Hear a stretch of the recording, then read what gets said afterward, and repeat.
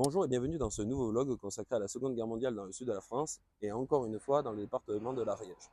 Vous devez avoir pris l'habitude avec moi, je parle beaucoup de batailles. La bataille de Foix, la bataille de Praiols, la bataille de Rimont. Mais aujourd'hui, je vais aborder un sujet beaucoup plus tragique et beaucoup plus sombre du second conflit mondial, les camps de concentration. Mais est-ce que vous saviez que depuis toujours, lorsque vous prenez la route pour aller à Toulouse par la nationale, on passe devant l'un d'entre eux? Le Vernet d'Ariège est une commune qui se trouve aux portes de la Haute-Garonne dans le Piémont ariégeois. Et malgré le fait qu'elle soit composée de seulement 700 habitants, c'est ici qu'une des pages les plus sombres de notre département s'est déroulée. À l'origine, le camp du Vernet est construit en juin 1918 à la demande de Georges Clemenceau. Son objectif, accueillir les troupes coloniales venues se battre pour la France pour la Première Guerre mondiale. Seulement 5 mois après sa construction, le camp ne sert plus à rien car la France a gagné la guerre. En novembre 1918, ce n'est plus un camp militaire mais un camp de détention pour les soldats allemands et autrichiens. Il sera vidé petit à petit jusqu'en 1919 et servira de dépôt militaire entre les deux guerres. Nous sommes en février 1939 et cette période marque la défaite de l'armée républicaine espagnole face aux troupes de Franco. Démarre alors une exode massive de l'Espagne vers la France. On parle de l'équivalent de la population du Roussillon. C'est ce qu'on va appeler la retirada. Et bien que dans un état de délabrement avancé, n'ayant pas servi depuis des années, le camp du Vernet ainsi que la biquetterie de Mazères serviront de camp de concentration à ces Espagnols en déroute. Le camp se compose alors de 19 baraques en bois en piteux état de 33 mètres carrés sur 6, dont 7 sont réservées aux troupes françaises et aux services. La commune de Mazères est censée accueillir 1000 personnes et le camp du Vernet 4000. En réalité, ils seront entre 10 et 12 000 Espagnols et 5000 seront envoyés à la biquetterie. Dans le camp, bien sûr, on retrouve des civils, mais également des miliciens combattants anarchistes de la colonne Durruti et des interbrigadistes. Malgré l'aide de la population, les conditions de vie dans le camp sont indécentes. Nous sommes en plein hiver et les internés n'ont que les vêtements qu'ils portent sur eux. D'autant plus que l'hiver 1939 sera marqué par une météo des plus exécrables. Le 28 février, le préfet fait réserver des lits dans les hôpitaux des alentours, le temps de la construction d'une infirmerie ou d'un hôpital au sein du camp, où on déplore déjà des cas de typhoïde, de pneumonie, de diphtérie et autres maladies vénériennes. Dans cette inorganisation, les morts ne seront pas comptabilisés dès février 1939. Il faudra attendre le 4 mars pour qu'un nom apparaisse sur les registres de la commune, sans qu'aucune tombe dans le cimetière ne corresponde à son nom. Il faudra attendre le 19 mars 1939 pour qu'une première tombe apparaisse ici, sur le cimetière du camp du Vernet. Mais des témoignages de l'époque disent bien que de nombreuses charrettes partaient le matin remplies de corps pour une destination inconnue. Le 2 mars, le préfet de l'Ariège demande des extensions en urgence pour passer de 150 à 400 personnes par baraque. Car malgré l'hiver qui vient de s'écouler, il reste encore 5300 personnes qui dorment à l'extérieur des baraquements du camp, celui-ci déjà surpeuplé.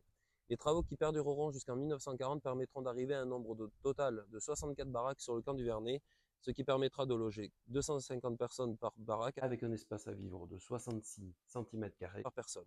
Le 15 septembre, le préfet de l'Ariège profite de la réouverture des frontières promises par Franco pour favoriser le retour au pays.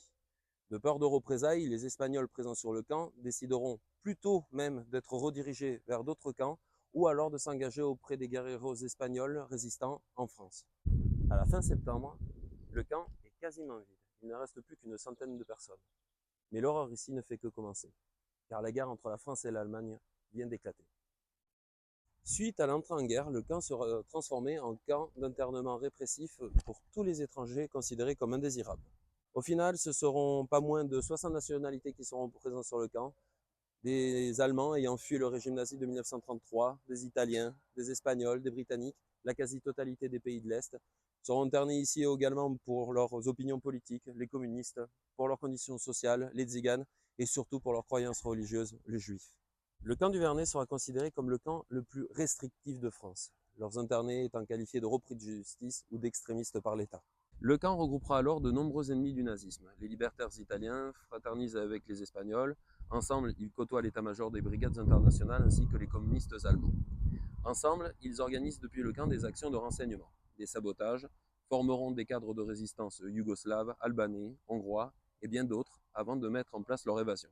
Ils profiteront même de compter dans leur rang les Allemands du camp pour les former à l'infiltration et au sabotage quand le moment sera venu de s'échapper. Le 22 juin 1940, la France capitule.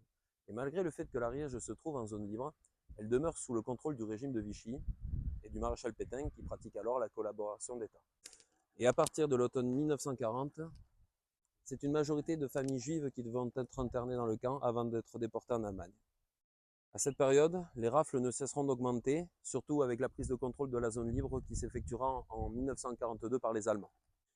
Ce terrible été marquera le début des déportations de ces familles, avec le premier convoi pour le camp de la mort de Auschwitz le 1er septembre 1942, ici à la petite gare du Vernet.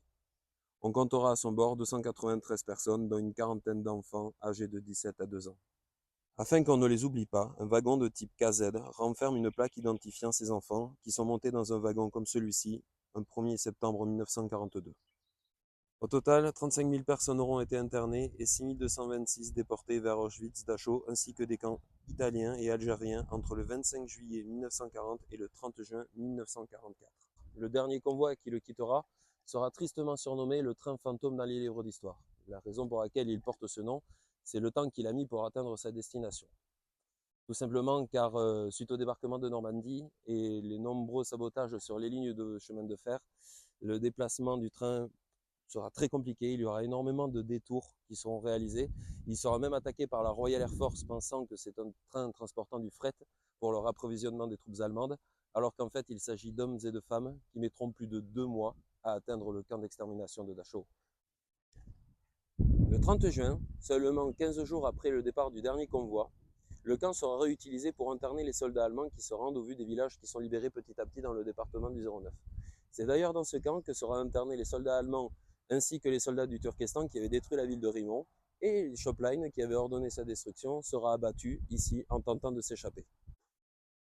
Et si pour nous, arigeois, souvent cette histoire semble parfois lointaine ou oubliée, de nombreuses archives, dessins, photographies des personnels qui étaient là ou des gens qui étaient internés sont présents aujourd'hui au United States Memorial Holocaust Museum à la capitale de Washington aux États-Unis d'Amérique.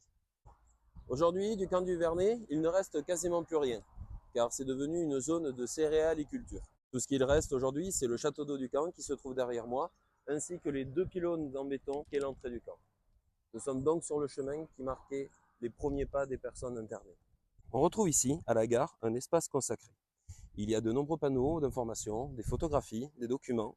Je vous invite vivement à vous y arrêter si vous en avez l'occasion. Je vous invite également à vous arrêter au musée du camp du Vernet, qui se trouve dans la commune du Vernet d'Ariège. Il est très intéressant, il y a de nombreuses informations, de nombreuses photographies, et même des objets façonnés à la main par les détenus. Et face à l'emplacement du camp, 152 soldats de la liberté reposent à jamais ici pour avoir lutté contre le nazisme. Ils étaient français, espagnols, italiens, polonais, russes, portugais, arméniens, yougoslaves, chinois, tchèques, arméniens, hongrois, roumains et bien d'autres nationalités réunies pour la paix des peuples.